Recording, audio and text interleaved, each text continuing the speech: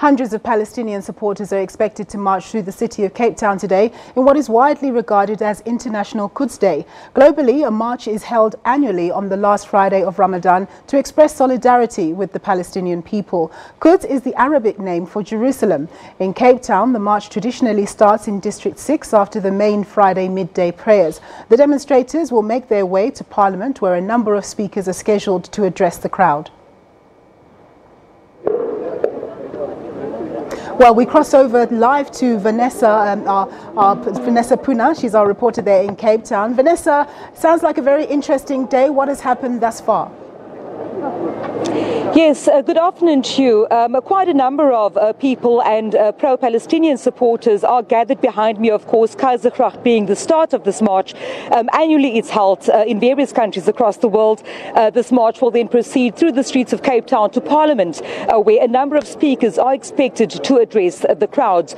Now, you've rightly said that the Quds march is in support of the people of Palestine, and we have seen over the past couple of months violence happening in Gaza, specifically quite a number of people killed in that area.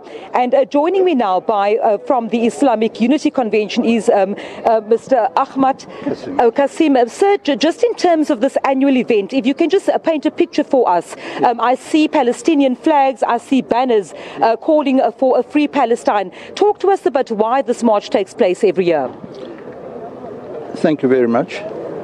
This march takes place every year and has taken place every year since 1980. The late leader of the Islamic Revolution in Iran had called for the last Friday of the month of Ramadan to be commemorated throughout the world in the cause of all oppressed masses, wherever they may be. So this is not just specifically a pro-Palestinian march.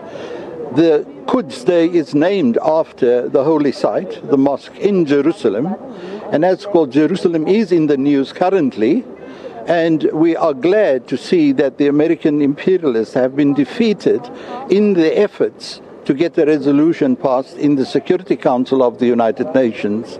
So this event is a very important event worldwide, whether it's London, New York, or in Istanbul.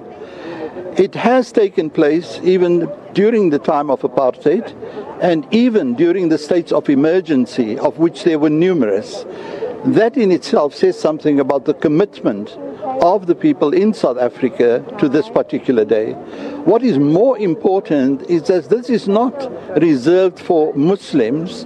The Quran is sent Hudan linnas in Arabic unto the whole of mankind. So this message that we deliver is addressed to the total population of the world of approximately 7.5 billion people, and we'll be handing over a memorandum to a representative of the Minister of International Relations and Cooperation.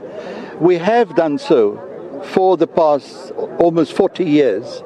It will therefore not be surprising if this event is commemorated in a much more vigorous way, because the Palestinians have resisted colonialism, British, then the Zionist colonialism, and the imperialism of America.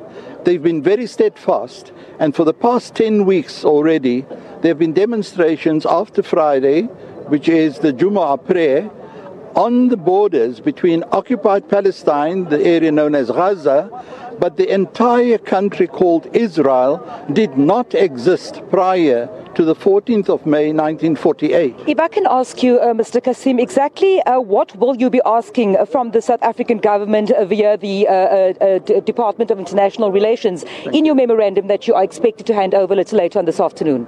Thank you very much. The memorandum will be read out by the chairman of the IUC, Brother Mohammed de Vries, and all the details will be in there. A copy will be handed to the press. The most important demand for the past couple of years has been for the South African government to shut down the Israeli embassy in South Africa, because South Africa was the first country in May 1948 which recognized the Zionist state of Israel, and the first foreign head of government to visit Israel was in fact D.F. Malan. Now, that is absolutely insulting to the people of South Africa, the whole African continent, and the world's oppressed. Thank you very much. Speaking there to Mr. Ahmad Kasim, one of the organisers of this march, due to kick off very, very shortly through the streets of Cape Town, and of course, which will end at Parliament later on this afternoon, with it handing over a memorandum to the Department of International Relations. Thanks very much, Vanessa. That was our reporter, Vanessa.